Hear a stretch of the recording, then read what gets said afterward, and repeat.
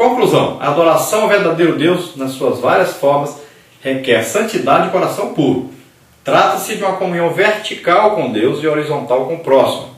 Essa mensagem alerta-nos sobre o dever cristão de não nos esquecermos dos pobres e necessitados e também sobre as responsabilidades de combatermos as injustiças, como fizeram Amós e os demais profetas.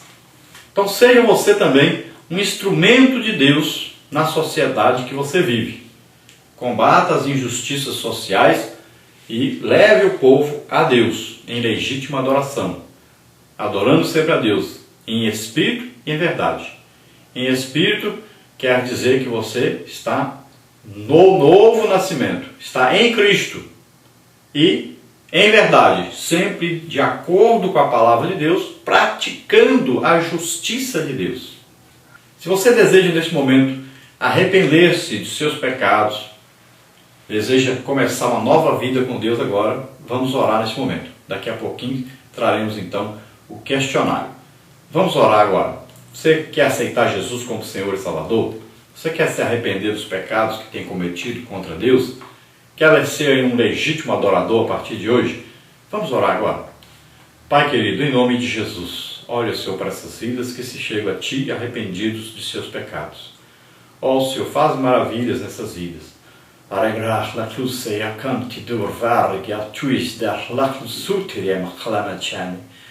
Clama a mim e responder-te-ei, e te direi coisas grandes e firmes que tu não sabes. Ó Deus poderoso, ajuda essas vidas, Senhor. Revela a eles a Tua palavra, o Teu amor, a Tua misericórdia. Pai querido, em nome de Jesus, escreve os seus nomes no livro da vida. Ajuda, Senhor, a esses que decidiram, a partir de agora, serem adoradores, adorarem a Ti em espírito e em verdade.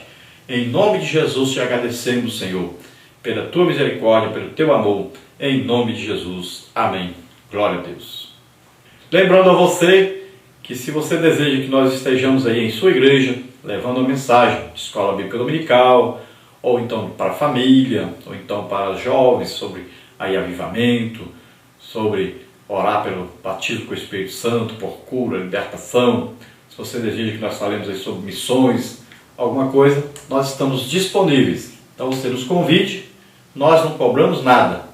Então estamos disponíveis, nos convide e estaremos aí com você na sua igreja. Vamos então agora ao nosso questionário. Lembrando que o nosso questionário toda quinta-feira à noite está aí no nosso site e em outros sites também disponíveis. Os vídeos também, sempre às quintas-feiras à noite, nós estamos aí com todos os vídeos prontos já. Primeira pergunta é para completar dentro do texto áureo. Porque vos digo que, se a vossa justiça não exceder a dos escribas e fariseus, de modo nenhum entrareis no reino dos céus.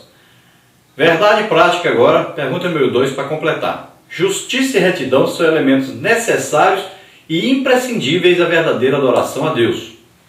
Parte 1, o livro de Amós. Pergunta número 3. De onde era Amós? Quando exerceu seu ministério e de quais profetas foi contemporâneo?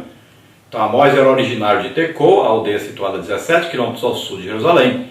Amós exerceu seu ministério durante os reinados de Uzias, rei de Judá, e de Jeroboão II, filho de Joás, rei de Israel.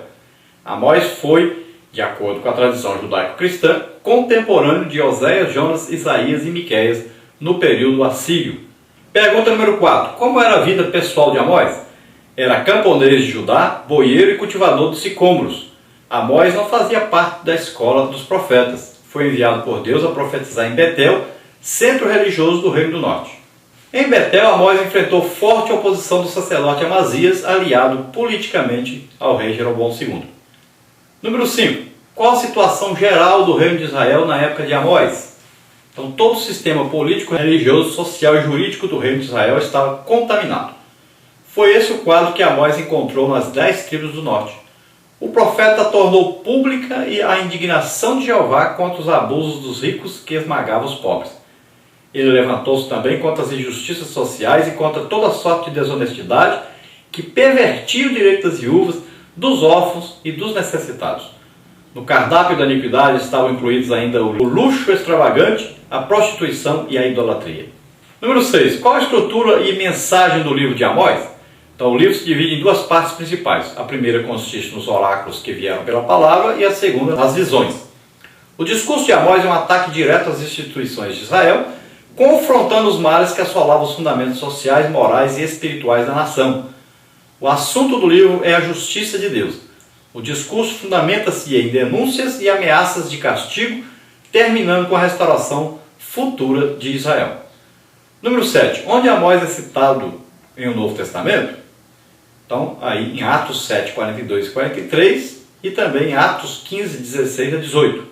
Política e justiça social. Número 8. Como foi o governo de Israel no geral? Então, foi um mau governo. Infelizmente, alguns líderes, como Saul e Jeroboão I, filho de Nebate, causaram a ruína do povo escolhido. Amós encontrou um desses maus políticos no Reino do Norte. Oséias, seu colega de ministério, também denunciou esses males com tenacidade e veemência. Número 9. Como devemos nos portar quanto à justiça social? É nossa responsabilidade pessoal lutar por uma sociedade mais justa. Tal senso de justiça expressa o pensamento da lei e dos profetas e é parte do grande mandamento da fé cristã. Número 10. Quais profetas foram enviados para bradar energicamente contra as injustiças sociais, tanto no Reino do Norte quanto em Judá? Então Amós foi o único profeta do Reino do Norte a bradar energicamente contra as injustiças sociais. Em Judá, mensagem de igual teor aparece por intermédio de Isaías, Miqueias e Sofonias. Número 11. A que se refere a expressão por 3 transgressões de Israel e por 4 não retirarei o castigo? Refere-se não à numeração matemática, mas à máxima comum na literatura semítica. Veja fraseologia similar lá em Jó 5, 19, 33, 29, Eclesiastes 11, 2, Miqueias 5, 5 e 6. Nesse texto, significa que a medida da iniquidade está cheia e não há como suspender a ira divina. Parte 3. Injustiças sociais. Pergunta número 12. Complete segundo a decadência social de Israel na época de Amós. Então Amós condena o preconceito e a indiferença dos mais abastados no trato aos carentes do povo, que veem seus direitos serem violados. Vender os próprios irmãos pobres por um par de sandálias é algo chocante. Tal ato, que atenta contra a dignidade humana, demonstra a situação do desprezo dos poderosos em relação aos menos favorecidos. Uma vez que as autoridades e os poderosos aceitavam os subornos para torcer a justiça contra os pobres, o profeta denuncia esse pecado mais de uma vez. Número 13. A que ponto chegou a decadência moral de Israel na época de Amós? Então, a prostituição cultual era outra prática chocante de Israel e mostra a decadência moral e espiritual da nação. Acontecia isso. Um homem e seu pai coabitam com a mesma jovem e assim profanam o meu santo nome. O pior é que tal prostituição era financiada com dinheiro sujo da opressão que os maiorais infligiam ao povo.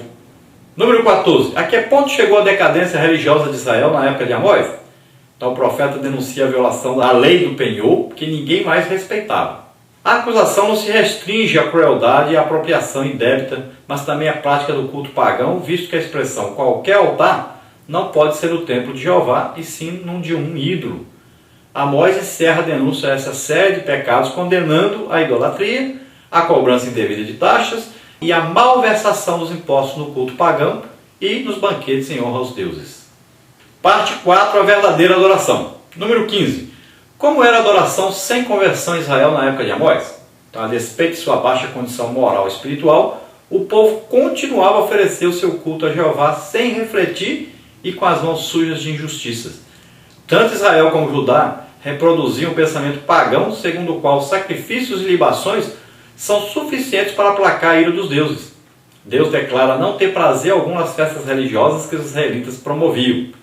Número 16. Qual o significado dos sacrifícios oferecidos a Deus na época de Amós e qual a diferença entre eles? Então, expressar a consagração do ofertante a Deus era uma das marcas dos sacrifícios. Amós menciona 2 tipos de sacrifícios, ofertas de manjares e ofertas pacíficas. As ofertas de manjares não eram sacrifício de animais.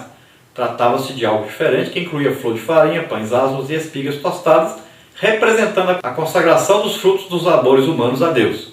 As ofertas pacíficas eram completamente voluntárias e tinham uma marca distintiva, pois o próprio ofertante podia comer parte do animal sacrificado.